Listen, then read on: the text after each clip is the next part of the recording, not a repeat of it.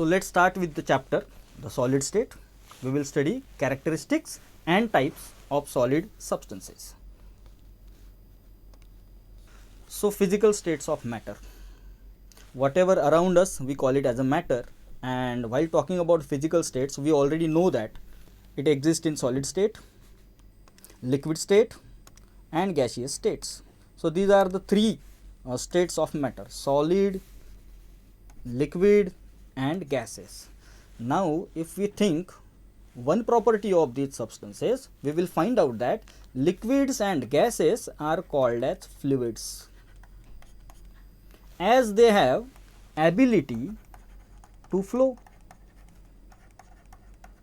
Liquids and gases can flow, hence called as fluids, but solids are not fluids. They don't have ability to flow, so they cannot flow.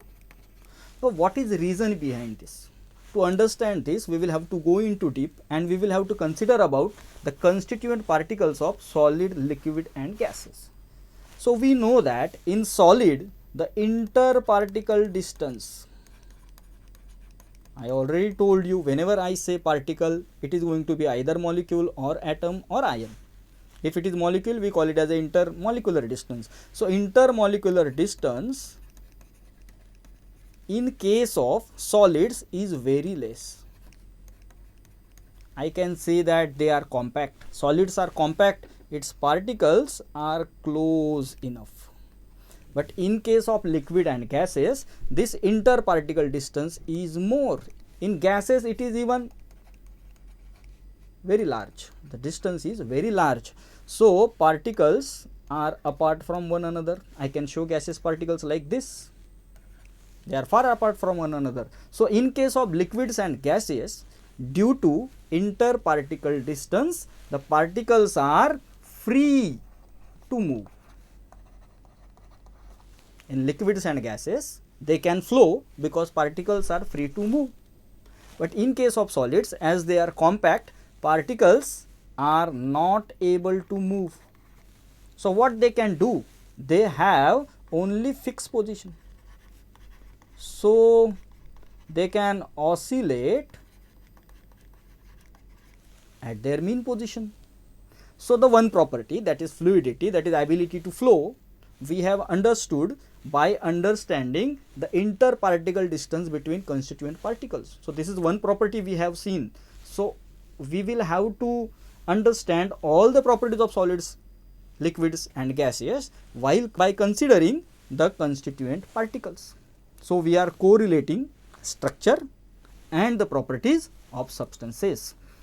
So this thing we already know.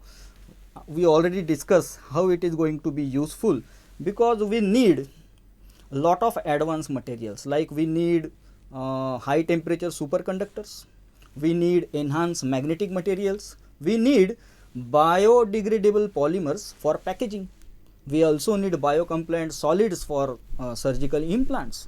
So I can say that there is need of lot of research and development in this field, and that's why this chapter is important.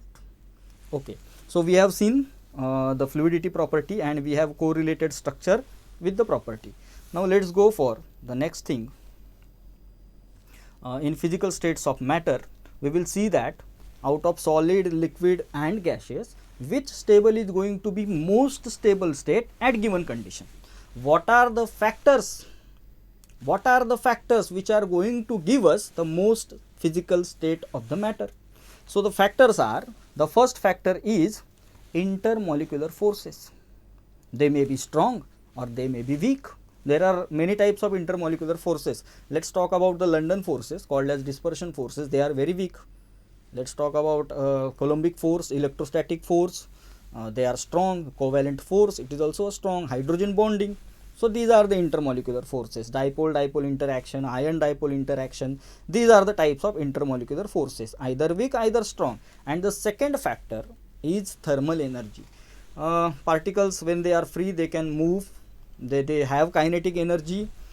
So what we can see that out of these two things, intermolecular forces or thermal energy, anyone is going to get dominance over the other property. If I can say that, suppose I am considering the condition at low temperature. So what will happen at low temperature? At low temperature, thermal energy will be less.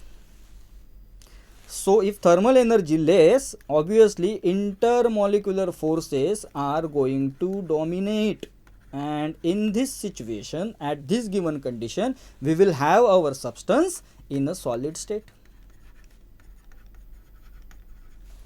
So these two factors are important.